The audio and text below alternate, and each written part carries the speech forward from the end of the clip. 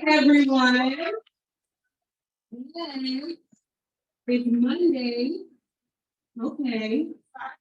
But we here. Okay. It's Tuesday. It's okay. Inquire within. That's all I have to say about that, y'all. It's been quite a week. And it ain't even started, clearly. Good evening, everyone. Thank you guys for coming out. My name is McCoy. I am the residency coordinator for artists in residence in the Everglades. Let's give it up for AIRIE. We want to first thank Soho Pool House for allowing us to be here, for bringing our community together, join with their community. It is so good to see so many brand new faces in the place for our AIRIE Asks. For some of you, is this your first time at an AIRIE Ask? Let me see those things. Okay. So our AIRIE Ask is where we have a Q&A with our artists that are in residence. Sometimes we like to get spicy and have more than one artist. Yeah, so that's what we're doing tonight. Our artist for tonight is our July artist in residence, ATEHA, and our June artist in residence, Sydney Maubert. You clap on that. Right. We got organic to celebrate. Yes, absolutely. So we are actually going to start this program. Well, actually, no. I know you all are comfortable. You look comfortable. You look really settled into your seats. But if you wouldn't mind, we're intimate tonight. So if you guys could come a little closer to the front, we've got some extra chairs here. Don't mind sitting next to somebody you don't know. Get to know them. They might be a millionaire.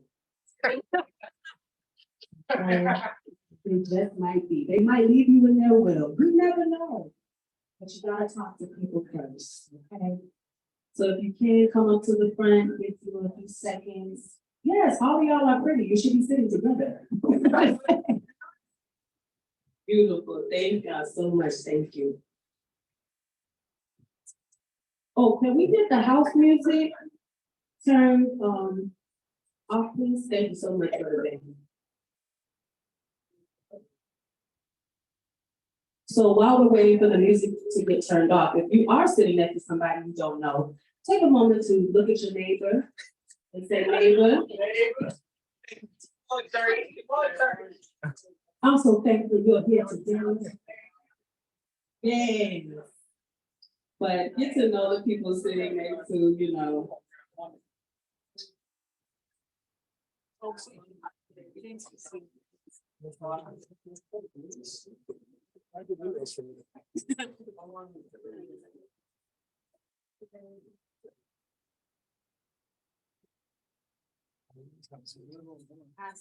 Yeah, I'm definitely gonna wait till this is off.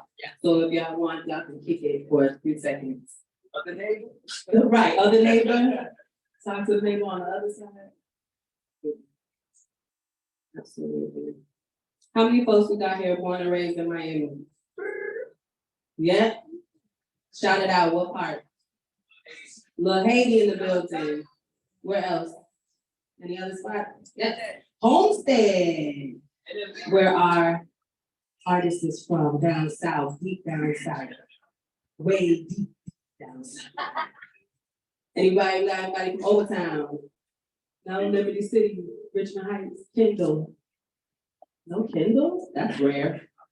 That is rare. Kendall is always in the building. Okay, great. ATEHA believes that the viscerality of music makes it the most powerful tool, and that we have to explore and express the complexities of human emotion and identity. As such, ATEHA draws inspiration from its heritage as an African American, Afro, Latino, and Caribbean descent to investigate the emotional process of constructing an integrated self in light of cultural in-betweenness and the richness and nuance of Blackness. ATEHA combines West African rhythms and production techniques spanning various Black electronic music traditions. He expresses the diversity of cultures that make up who he is and unearths unexpected and unexplored connections between them. Without further ado, I present to you all our July AIRIE Nest Gallery.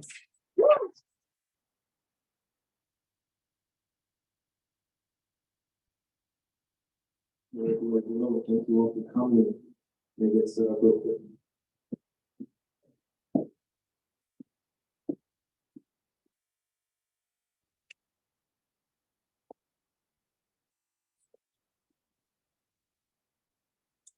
All right, so I'm coming to my residency, which has been an amazing experience. I never thought that I'd get to spend a month in the Everglades, but this has been great. I'm coming here from just finishing a master's program at Harvard Divinity School. And there a lot of my work was like various types of family history projects. A lot of them focused on music, ethnomusicology, like using those methodologies to think through a bunch of ideas. And so I've always written songs my whole life. And so songs I was writing at the time were really framed in the things I was studying and looking at. And so on the screen at some point, there was a cover for a project called Solid Gold Lessons, and that ended up being a thesis project. And so coming to the Everglades, this has sort of been an extension of that project. I've been able to explore some of these ideas more in a new landscape. So actually, before I get started with this, I'll put this right back to me. I have a piece that I just want to start things off with that kind of like, here's an idea of the themes I'm working with. And it's called Solid Gold Lessons. It's the title track.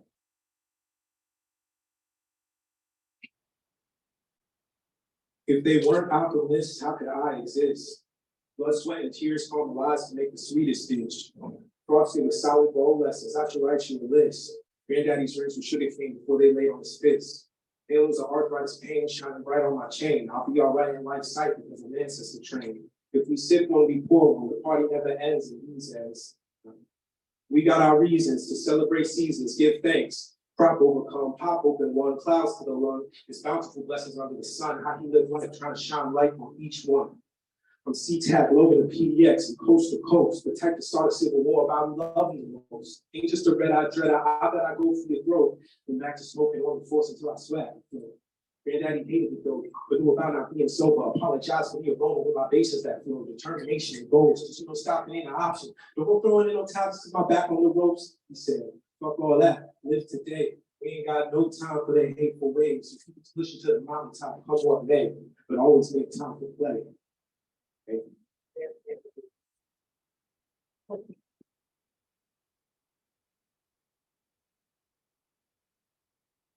So in the spirit of playing this next song is called Conference, and I wrote it while in my program. And you know, that song was by my grandfather. He was one of the hardest working people I've ever met, but he always knew how to have a good time. He was a chef and a baker, so we always catered parties. He could throw a function. And in environments like graduate school, the elite institutions like Harvard, people take themselves hella seriously. And so I want to write a song that kind of talks about that, but you know, doesn't take itself too seriously and realizes you can have fun and play even when you're working hard. So the song is called Conference.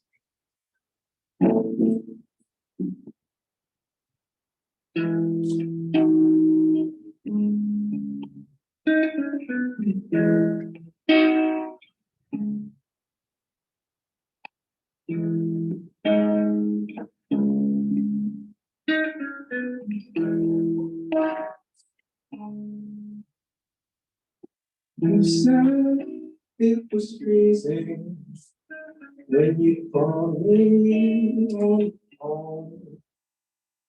You told me how you tell me when those motherfuckers want you alone. It keeps you in their opinions. They're too in love with their ideas. But if you can make me wanna, you can get me anywhere. I swear.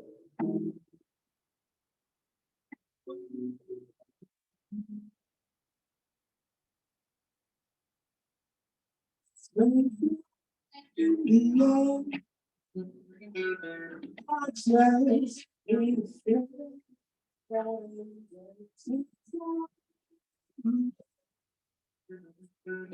my eyes.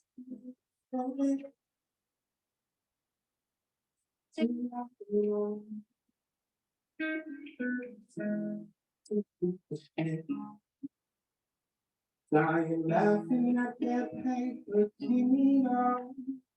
That's the sweet.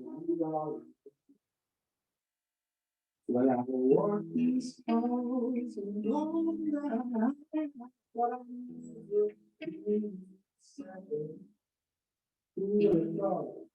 and they took away recess. I forget how to play in the sand.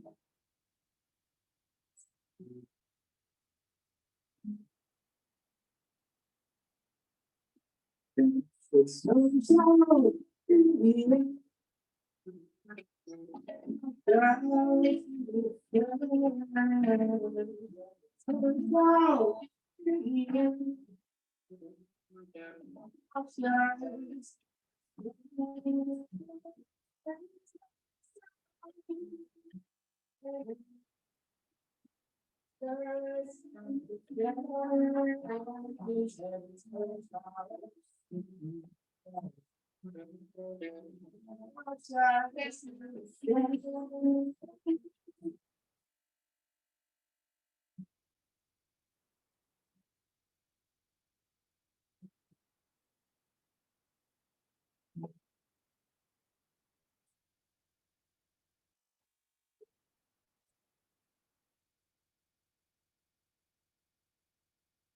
So before we get into our conversation, I have one more song. I'm gonna come back at the end, but this song actually is the one of two songs that I wrote during this residency.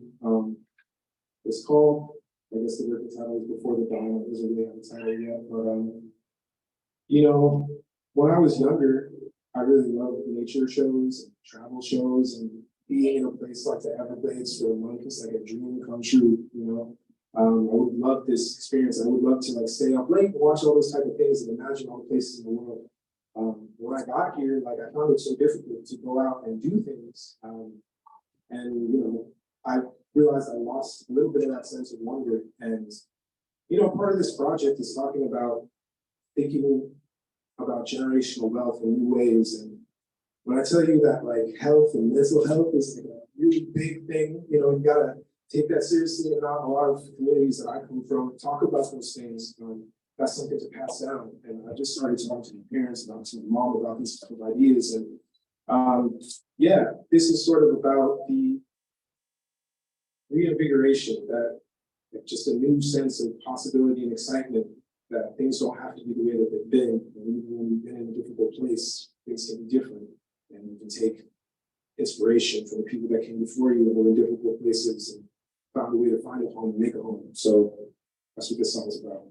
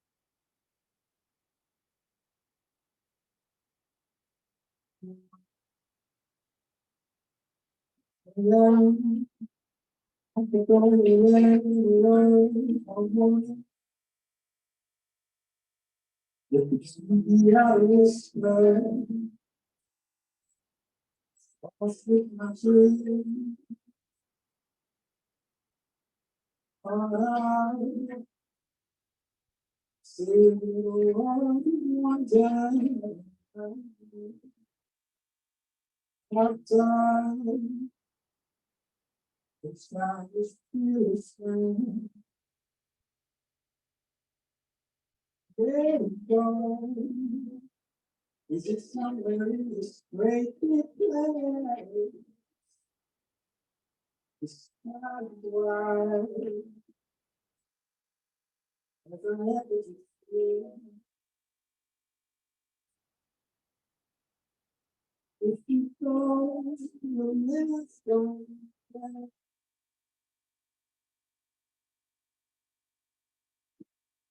You're on somewhere.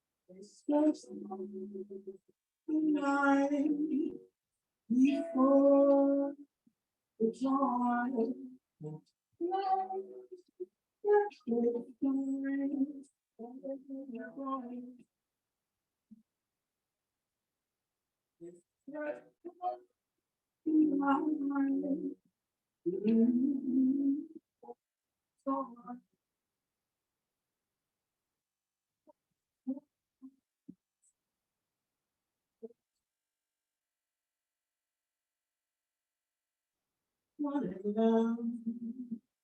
I could go anywhere in the world if I wanted. With the TV I whisper, lost with my dream. Growing up, singing in a world of wonder. I thought, wish I had this then. Let it go. Is it somewhere in this great big thing? The skies as high as I ever see.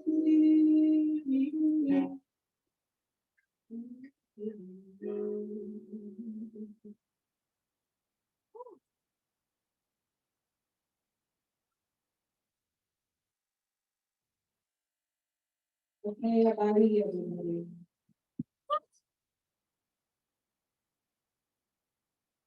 We're gonna go ahead and switch gears to our panel discussion. So I would like to invite our creative director, Cornelius Tubb. We covered us. And Sydney Maubert, our June artist in residence.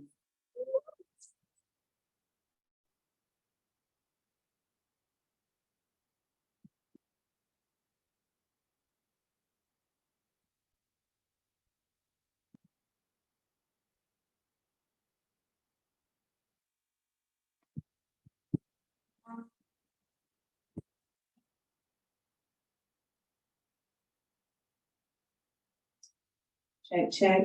Give it up for our salon. I really. Listen, y'all, my dad gave me all this equipment and said, go with God. I figured it out though. All right. That's not. Try it now.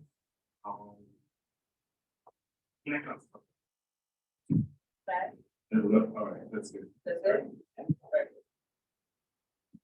You want them to hang you over the interstate? Is it good? Yeah. No, that's okay. Just a little bit, all right. So let's go down the line and introduce yourselves to our audience. Let them know a little bit about your practice.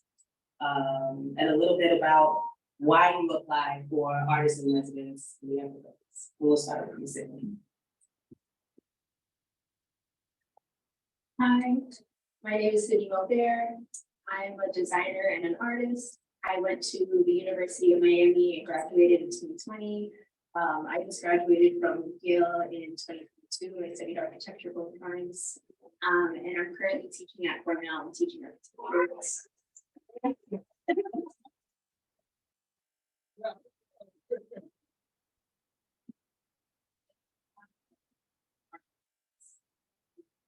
And a little bit of fabrics for kids. I'm from Homestead, so it was very exciting to be involved in the Everglades. My mentor, Jermaine Barnes, had recommended that I look into it, and it's literally in my backyard. It's very close to my house. So getting to engage with the landscape in a new way and ask myself questions about stewardship and community and heritage has been really interesting. But I'll kick it over to you. My name is Atéha by Georgia Sounds for my music. I am not from Miami, I'm from Massachusetts, from a lot of different places, but most recently Massachusetts. I wanted to apply because, like I said, like the opportunity to be in the park for a month and focus on art, it's just like an opportunity I couldn't pass up. A lot of my projects, like I said, are family history projects, and while I don't directly have, I grew up coming back and forth to Miami a lot, so being raised in the Caribbean, so anytime I go to Barbados, I would be in Miami. I do have family here. But that, just being able to be in the Everglades and think about how people make places home, like when they don't have other places to be, and how, people can find a way. And it's a really inspiring place. That's why I wanted to be here.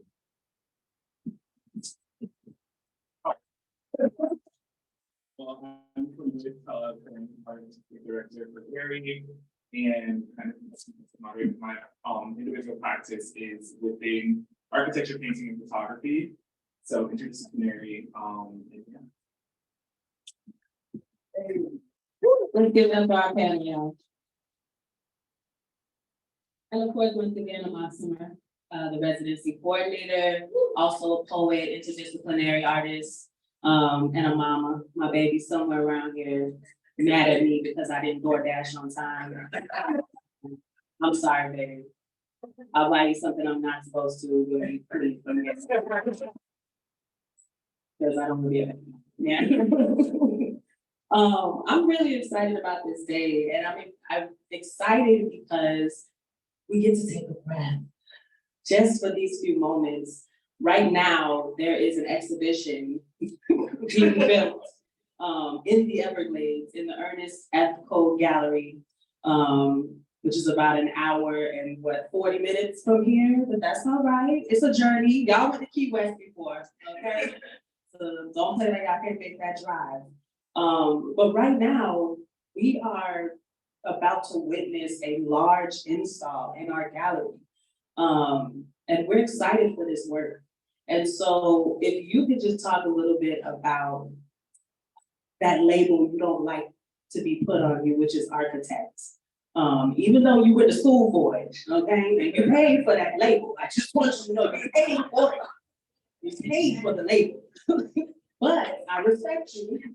Look, her parents are back there like, no. That was like, I get it. But talk to us about being an architect, being a Black woman and an architect, because I kid you not, I never met a Black female architect until I got older, till I was a grown ass woman. And I had a friend who was an architect and worked for a firm and all these things. And I hated that I was so in awe of that. I hated that that was like a unicorn to me, because it should be something that is an everyday thing, an everyday job, just like anything else. But I was. And we're not friends no more because she tried me. But at the time when we was friends, I would always want to pick her brain, like, how did you build that? How did you put that together? And she was like, girl, you annoying, it's just time. So please, Sydney, I hope I don't run you away. But I think it's fascinating. So talk a little bit about your practice, talk a little bit about your process, and being an architect. Thank you for that intro. I'm still grappling with my own position within practice, and I guess like forging my own identity in it as well, because I think, and Cornelius could probably also speak to this, within architectural pedagogy, no one really tells you what an architect is. I think it's so flexible, which is actually one of the wonderful things about it. Of course, I could look up the definition on Webster Dictionary and have a definitive answer, but when you actually look within practice, you'll find people that'll venture into fashion, into art, into all these different things, and really just grapple with space making. And I find that so exciting about practice. And I think maybe some of my discomfort with it is the building question, because I didn't know whether I was capable or even interested in making a building. Which obviously this weekend I am doing for the first time making a building.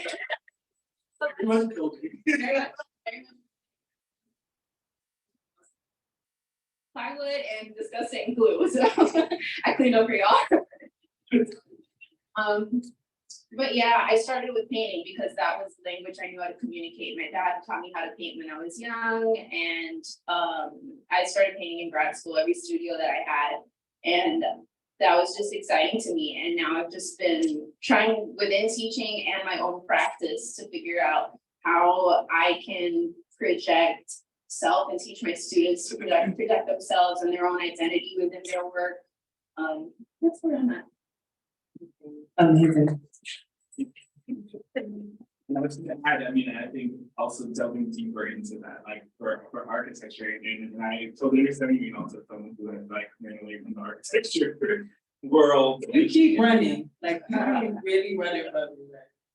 And becoming artists, you know, I think there's this interesting bridge of like what is architecture that you're talking about, and I think in practice, I think architects consider architect as a licensed architect, but in school, you know, it's like whatever you make of it.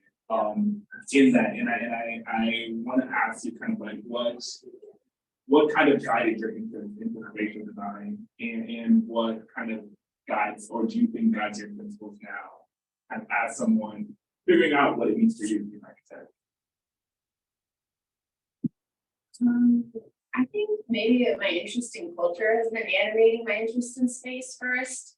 I'll often think about conversations that people will have about food that they made growing up, their conversations with their grandmother at a dinner table, dances that they've been growing up. I love this idea of knowing, like a natural sense of knowing, and bringing that to the forefront. And so I typically invite my students to do that as well. And within my own practice, I just lean on what feels natural to me, which I think when I was at its pedagogy was maybe just interested in traditional conventions of building, whereas grad school was more like painting, being, you know, like theory as opposed to, you know, like doing a skyscraper prickle or something like that. So yeah, and I think that's very interesting that you mean, I mean, being in architecture, you hear pedagogy a million times, but also I find it funny within kind of architectural practice that often within, especially you going down IB, like it's very like architecture as a thought rather than like a physical sense, football thing, or like this kind of metaphysical thing of understanding what space is. So I'm going to shoot on that as well. I love that your father was a painter. I love that you grew up seeing an artist in the home. My father used to write on notes, like just random things on notes, and leave them all over the house. So getting doodles, just random. He would be writing like the beginning of an epic trilogy on notepad paper, on a napkin. And I think it was seeing that all the time, these small scribes all over the house that like planted a seed in me. And I'm sure it was the same thing for you. And Atéha, you know, when you were talking about your grandfather and the music, I appreciate the closeness of your music. It feels also like a familiar story to me. And so ancestry, family, lineage, how does that play in you being an architect of music and composition and song? Yeah. Thank you.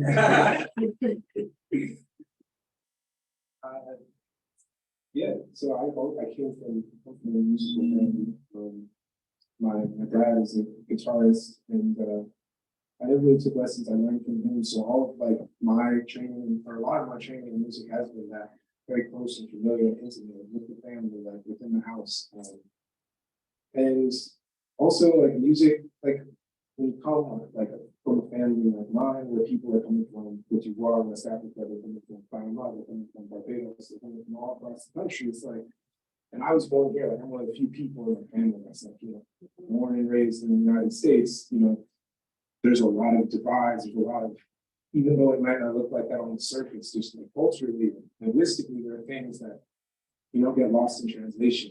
And music is always a thing that like we could communicate with. Like I have people in the Ivory Coast, I've never been there, listen, I'm still trying to go, but I have people there I've never met, but we still send things back and forth on Instagram. the latest tracks, and that's how I know, that's how I built relationships, and so I think that, yeah, that lineage, like, it's hard for me to like detach it, and like, I think also just my songs are, you know, journal entries into the places I've been, and so I continue on the lineage. It's not just about the past, but it's about the present, the places you know, I write songs about being in that harbor. Like, my grandfather would love to see me there. He didn't get the opportunity, but he didn't have the access to a place like that. And so it's about incorporating the lessons they taught me into these new experiences and carrying them into these new places as well through music.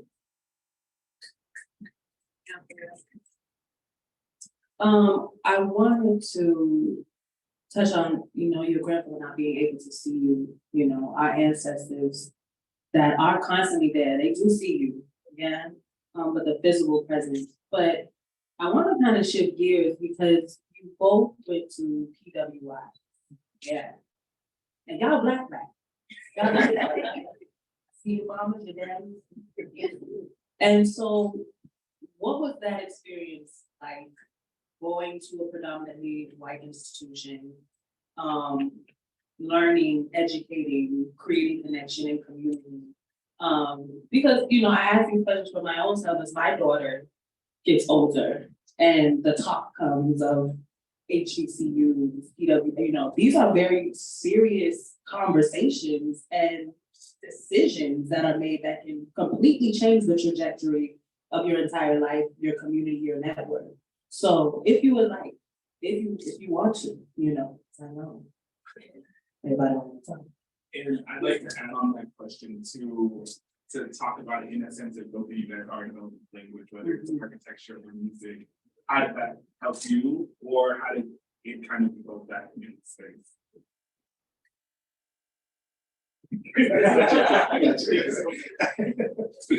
Good question. Yeah, I mean, I think that, like, personally going through my background, like I grew up in a small, like, I'm from Seattle, Washington originally. I went to a school that was very diverse, and then when I was 8, I moved across the country to Central Massachusetts town where I was like the only Black kid. So that prepared me very well to be in those experiences in like PWI institutions, kind of knowing what to expect, different flavors of the same thing. But no, my practice was definitely like essential to making it through those experiences. I started recording my own songs when I was in late middle school, early high school, because, you know, there weren't a lot of other outlets to talk about these experiences. You know, my family, my dad didn't have that experience. My mom had a similar experience, but like, feeling it wasn't, she could leave, you know, she went back home and she had back to the city, back to her family, back to people who looked like her. And I didn't have that. And so my songs sort of became a place where I could like think through some of those difficulties that came from being in that type of environment. And that practice sort of carried with me through college, going to Reed College of Portland, Oregon. A PWI, the different type in Harvard, it's like this, you know, secular elitism, there's like, you know, free loving, liberal West Coast type vibe. That's a whole other thing, you know. And so I think music, meeting people through music, connecting over music, even when like they just did not get my experience, like I could let them into it a little bit more when they realized I was an artist, and they realized I could, like, this was a way we could communicate, even if they didn't see it entirely. In my case, when I was applying for undergrad, I didn't have an advisor. And so I said, I'm from Miami, University of Miami. I'm from Florida, University of Florida. I'm from New York. You know, like I started like the same thing in the most like crude way possible, not even knowing if they had an architecture program. I legitimately did not know what I was doing when I applied for college. And so I was just grateful to get in somewhere. And I don't think I even had an understanding truly of what an HBCU was until I had already submitted my applications. Which sounds crazy to me now in retrospect, but that legitimately was not in conversation because my family's all Caribbean. So that wasn't within our discourse within a house, you know. I mean, for college, my parents were even like, "But look at him, girl, let's go find Right. And It's so down the street. right. So that was the scope that I was in.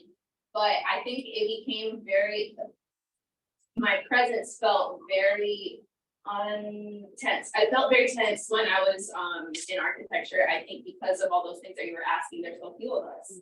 There's so few of us that were Black, and there's so few of us that also were women. And I think in most of my classes, I usually was the only Black girl if I was in my architecture classes. For studio, there were other people, but I'm just saying within my studio. And I have professors saying, you know, things that just didn't make sense, like, oh, you're lazy, this and that, so on. Those kind of. I'm sorry, what? Those kind of tensions that. What's that, what? Those kind of tensions that arise, you know, and so that's. That's not a teaching, that's fighting words. It's inappropriate, but it happens, you know, and unfortunately, maybe I'm like a little those kinds of comments, but that was something that, you know, that was the experience I was in, you know, and I just needed to finish. I needed to finish what I started. When it came to Gail, again, my mentor Jermaine, I came up to him, oh my God, he's in the room, I think, but he was, I was this man like every week, like, I don't want to be an architect, I can't, and I think I was honestly just beaten down by my experience. And every time I tell someone I was an architect, legitimately, like within school and outside of school, people would say, how? Oh, you're a unicorn, this and that. They say these words that I think made me not believe in myself. The lack of access within pedagogy, like to discuss my own identity within school was really lacking. Maybe it was just the classes that I was like landing in, but I just felt like there wasn't any room for me to be myself. I had to separate architecture and self in my undergraduate experience. Whereas in grad school, it was the height of BLM. And I was the only Black MR2 in my program, but there were a lot of Black architects within Yale by comparison to other schools. And so that was great. I made a lot of friends, but when it came to studio, again, every professor's like, do the Black project. You need to do the Black project because they had their own checklist that they had to. So that was something that I had to grapple with as well. I made some of my best mentors there. I made my best friends for life there, but there are realities in being Black and just, you know, ignorances. They might have even been well-meaning and probably were well-meaning in saying that, but I had to look at myself a lot and say, where's the agency and consent in being in these spaces? So I'm grateful for all of those experiences because now I get to invite those conversations early with undergraduate students that say, let's tell me who you are and what you're about and what you know, and let's just go from there. Figure it out, you know. We can definitely have it over there.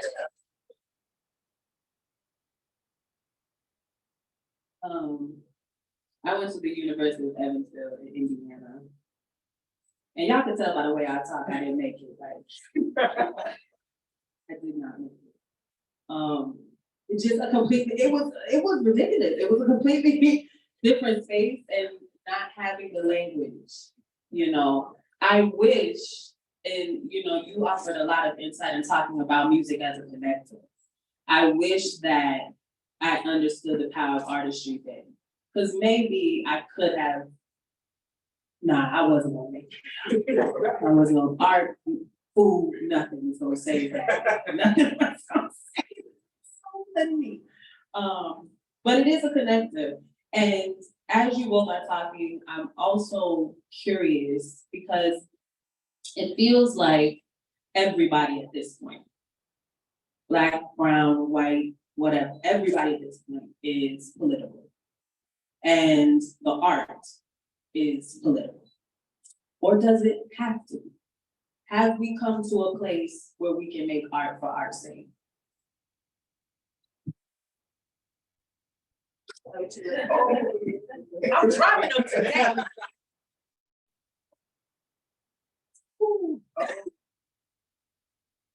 I mean, you know, kids, I hope so. I think yes, you know, you can make art. However you want to make art, for whatever reasons you want to make art, it doesn't have to be, you know, for a particular cause. Like, I think it's important that we get that luxury to make art for the reasons that we have to make art.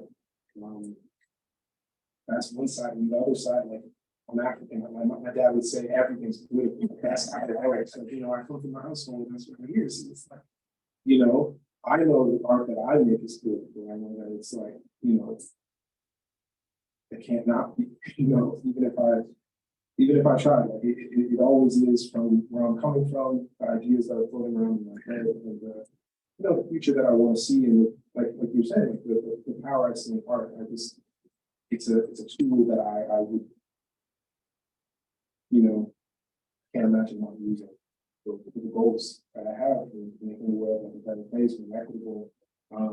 But yeah, no, definitely, I think that like what you're saying, Sydney, that always being pushed into the Black project or the thing that's like, about identity as a Black artist. I don't think it has to be that way. Like, I think that there should be a freedom of expression, and like I said, the luxury to make art for reasons that we have to. I'm thinking of, there's this piece by Charles Gaines that I'm not remembering the name of right now, but he talks about how basically Black artists are always tasked with being politicized inherently by being Black. All of their work, because of like the kind of natural pleasure and violence of the gaze, makes all art, Black art, political. Which even like us engaging with it, like Black art, the kind of like labeling is interesting, I suppose, or maybe even incorrect, I guess. That's something I've been thinking about myself, is like, is every piece I make weighed down or like covered with this kind of fleshy weight? Also, Fred Mullen wrote this interesting piece where he talked about performance and also like the kind of violence and pleasure of the gaze, just inherently by making. There's a lot of artists that are coming to my mind that I think are like, we always have to grapple with the politics of image making,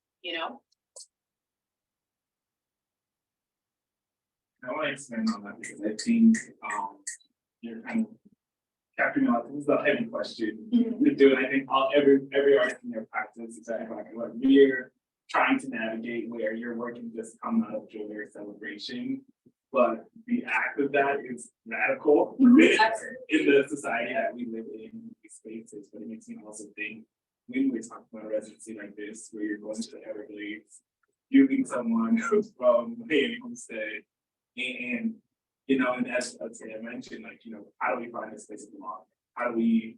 How does something so simple as Black people out in the Everglades become something that's a norm, that's not, this thing of tension, or like, oh, you're there, like, I feel like, especially like when I did residency, what, everything my parents went, why are you doing it? What are you doing in this space, being,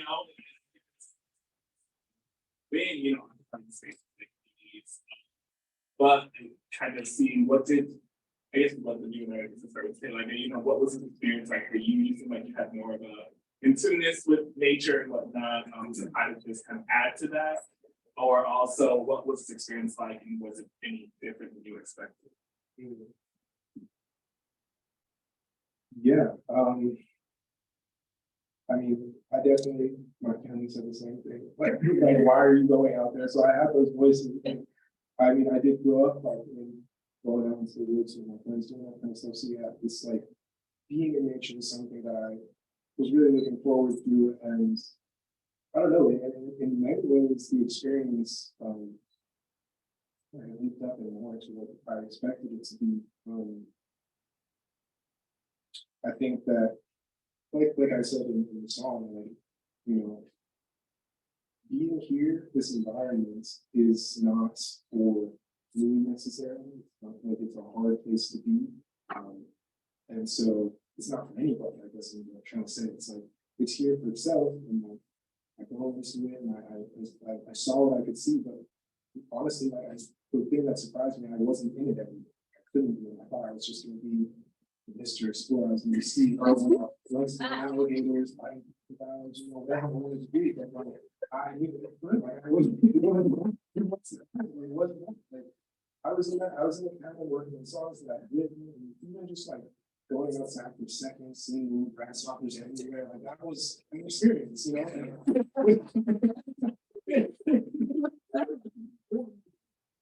The experiences were more mundane than I expected them to be. Like, it's definitely the wild place. There's like I said, there's pythons and all this stuff here, but it's also very like massive, very long, like, and very you know, it's not putting on a show. Sometimes all it is just you go outside and that would spark something in you. The heat would spark something in you. So I was surprised by how literally took through this piece to inspire me.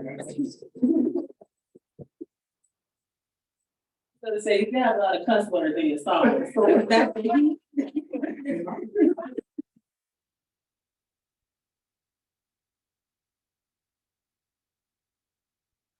Been thinking about the environment already quite a bit because I've been thinking about Miami and it's sinking. It's a porous city. I had a lot of questions coming in, and hearing a lot about, well, researching about the Black Seminole people. I don't know if anybody's aware of this history, but there's a long history of Marnage, in Miami. And I think there's also this like reputation that this place is uninhabitable now and for a very long time because it originally was a swamp. And so I wanted to attribute authorship to the Bahamian and African American people that came here and literally built this place up on porous rock, which is also why it's sinking. Like it's deeply steeped in a racial issue, issues of labor, movement. And so I was like, I'm in it, baby. We're going back to the back to the past. And I want to see like how inhabitable this place actually is. That was kind of like my little goal for myself. It was very difficult to get out there, I will say.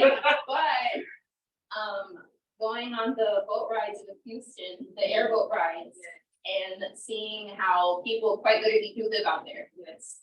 They live out there, they're stewards of the land, and they are community minded, they're thinking about the environment every day, and we are all living without thinking about any kind of causality with our actions, which is a big problem. We're stomping on each other's spaces without thinking of it as a shared space. It's more like, okay, the Everglades is where all the indigenous people live and all these people live and like with this kind of segregated mindset. And I say this because I've taught the student like classes on how Miami's kind of urban layout is relegated, and it is very like segregated to this day. And so I think if we all kind of grappled with the fact that we're all living in a very swampy terrain, we'd probably be more interested in going back to the Everglades.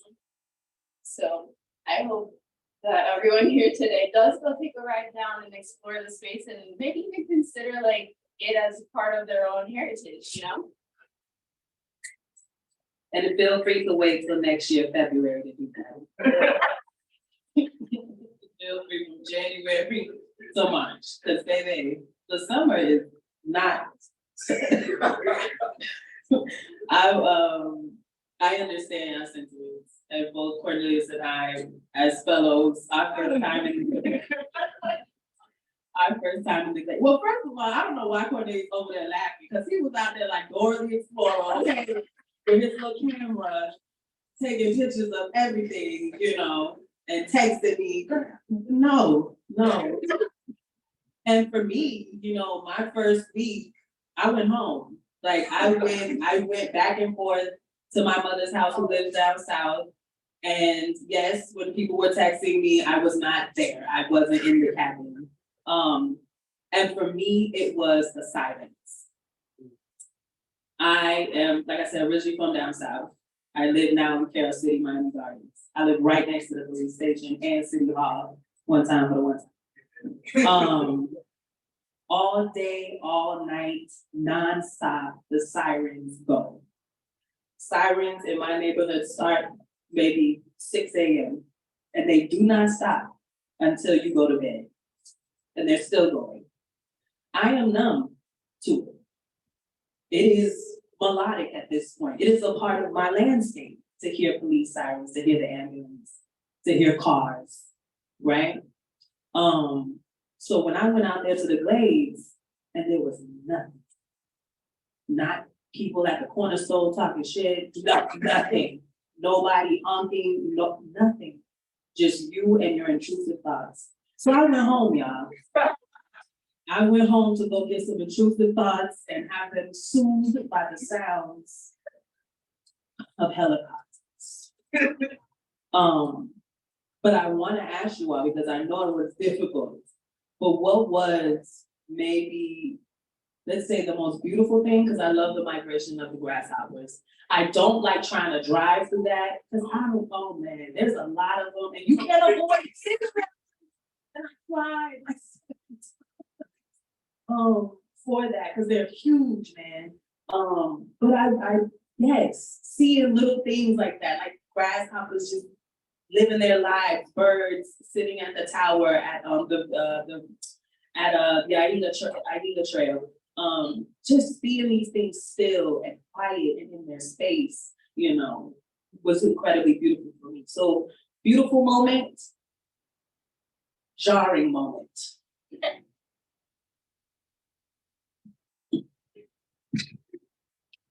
The beautiful moment for me definitely was the airboat tour.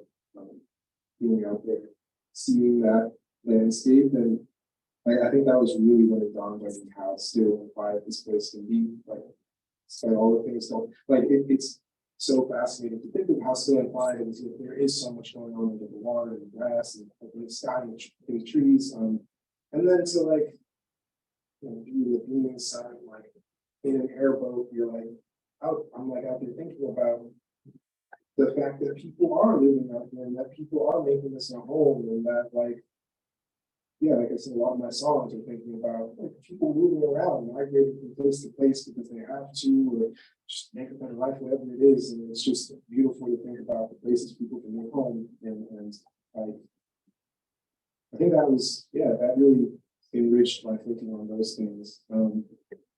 The typical, I'm trying to think, the difficult, yeah, I mean, I would also say to some degree it was like the isolation of being out there. I think that like, especially like going into Miami and doing things and seeing people and then driving back, you know, in the dark and being out to the farms and fields and just all this space out there. And again, I need to keep citing myself, but like the idea of just being in that space, and there's so much possibility to like, I should do this, I can do that, I can go on this trail, and I can see these things, and like, I should be inspired by everything, or I need to go and find where, like, you know, the pythons are and do that kind of stuff. Like, you know, it's so much weighing on my mind of the things that I felt like I needed to do. And I just don't think that would have been the case if I had people around me and other things occupying my time. But you do have time, you do have space, and that's a blessing and a curse sometimes. I loved it because it was very close to my house. And it was beautiful. I love the drive and everything. But it was like just going through all of the farms.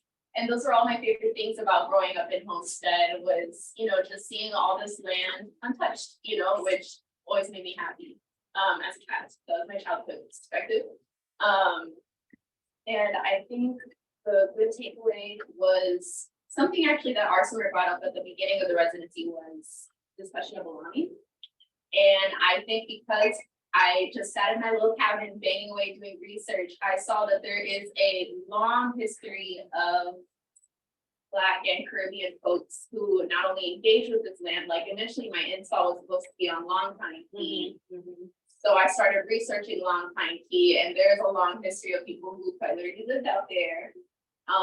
Not only that, but a lot of this heritage that I've been speaking about is related to Coconut Grove. A lot of Bahamian folks that came up that way came from the Grove, moved to Overtown, moved down to Liberty City. And I don't think anybody that lives there today would have, I don't think their ancestors would have imagined what today's culture looks like or what space making looks like now. And so I've been thinking a lot about cultural production, space making, and belonging. And so realizing we do belong, literally, I'm not grasping at threads, but there's a long history here, was extremely exciting to me.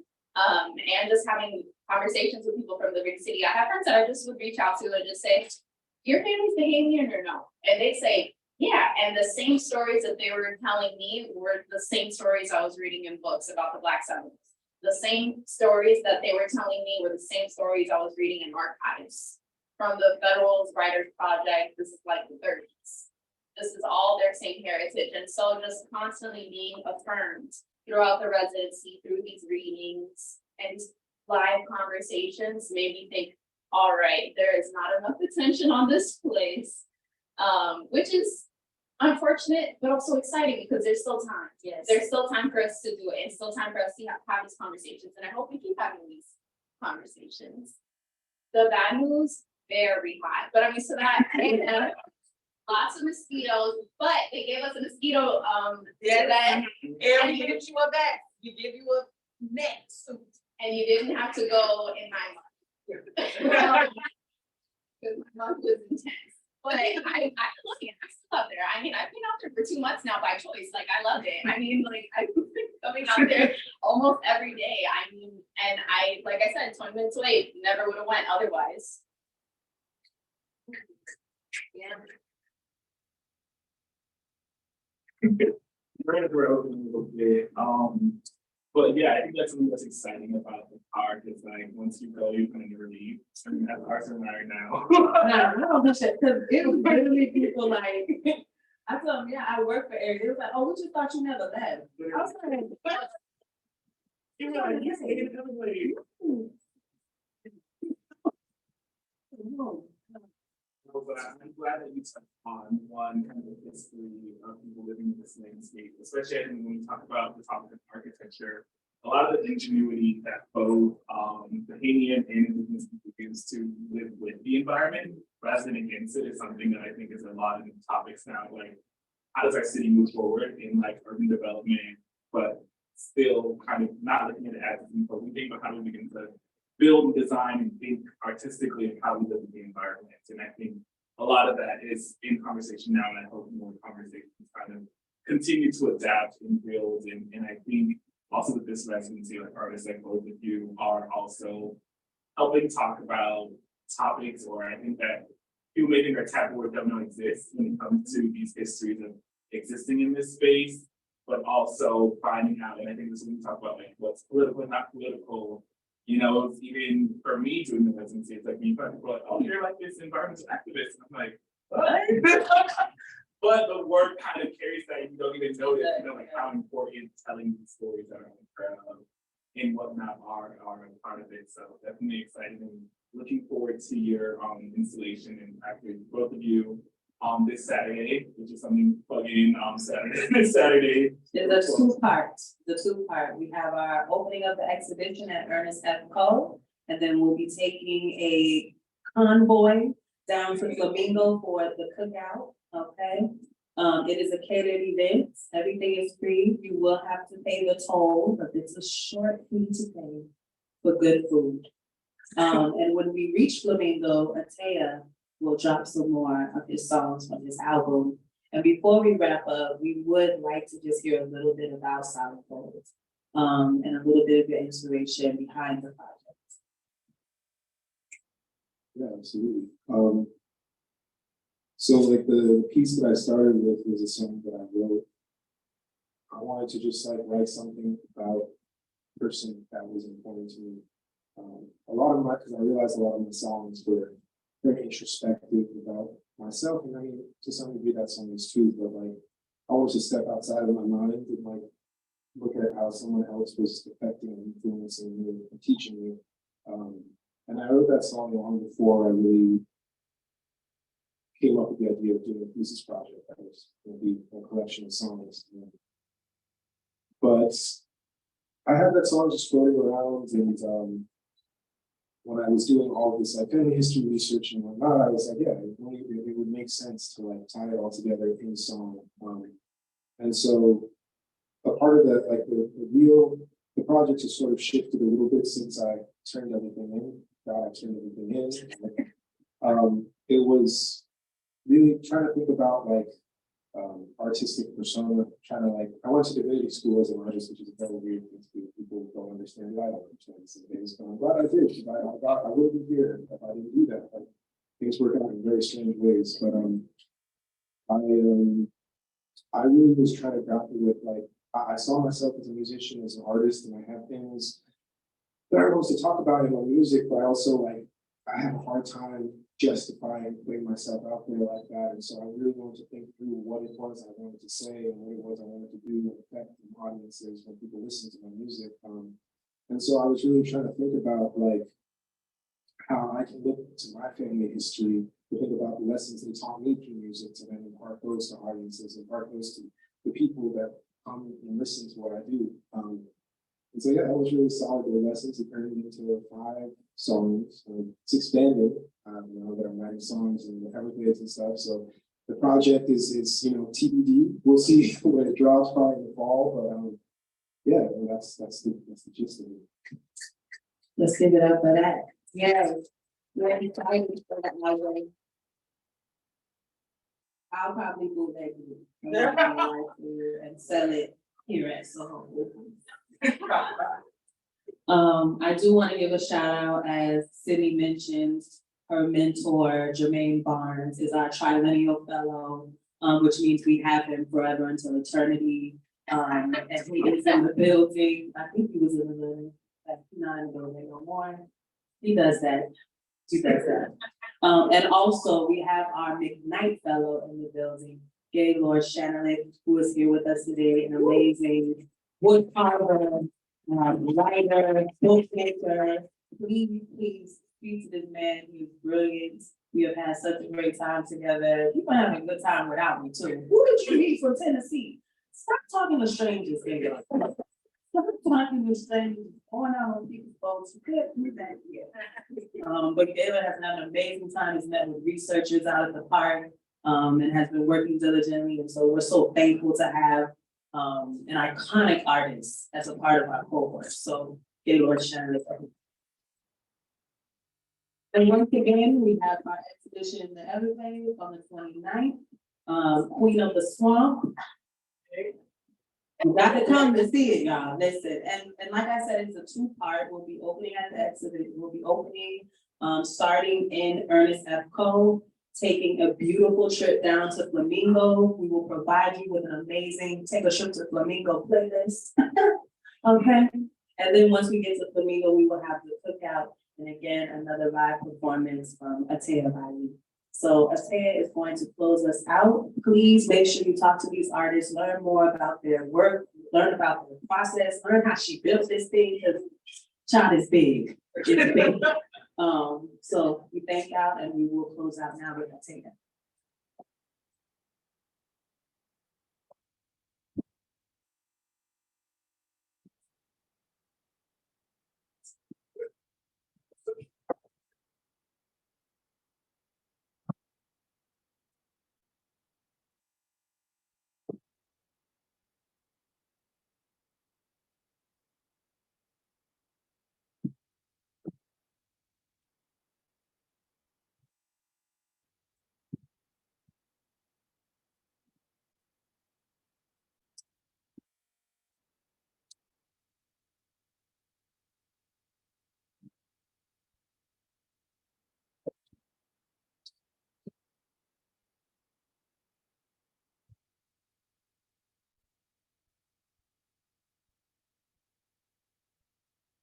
Right.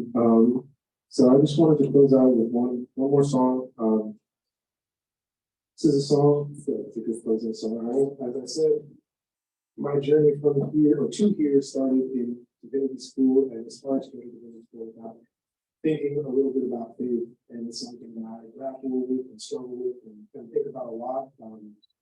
And I wrote a song that was sort of thinking about the lessons, solid lessons, that my family has taught me about faith. And I don't know, it's just even if you're unsure, you don't know, you don't have faith, like I think it's just a song that really is uplifting and it's more about hope than anything else. So yeah, I just want to leave you with this.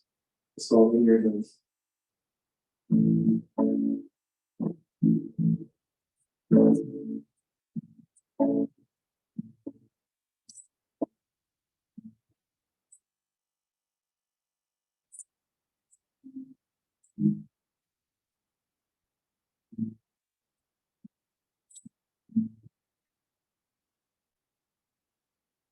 You are the answer to these questions that I have. The life was starting out as I told you how I died. Sometimes I walk down without caring. Make my head to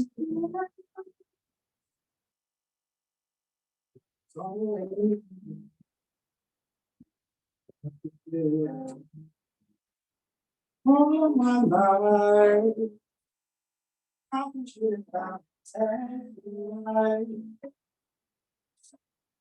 Somewhere in this world, I believe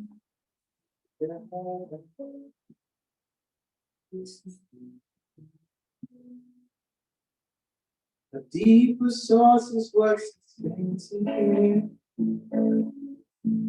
around this thing. Like a soul that's all that we know. Find out what my purpose is. I'll say as it's around. It's love and I can see. As it's around. It's love and I can see. All my life, I was in the ground every night. This love, I can believe.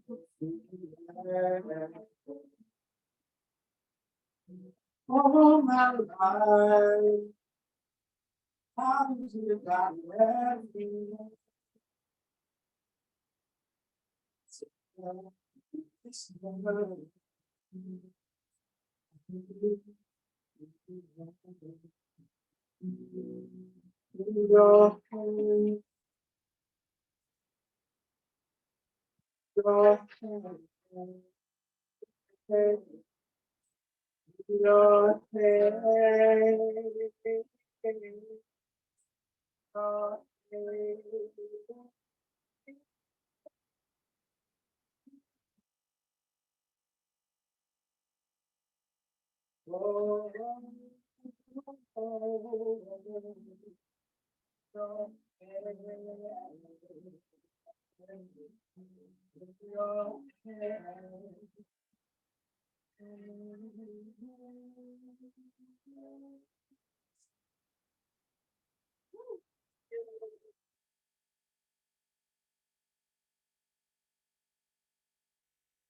Thank you so much, everybody, for coming. Please talk to each other, network, find out again about these amazing artists, and thank you for coming to our area.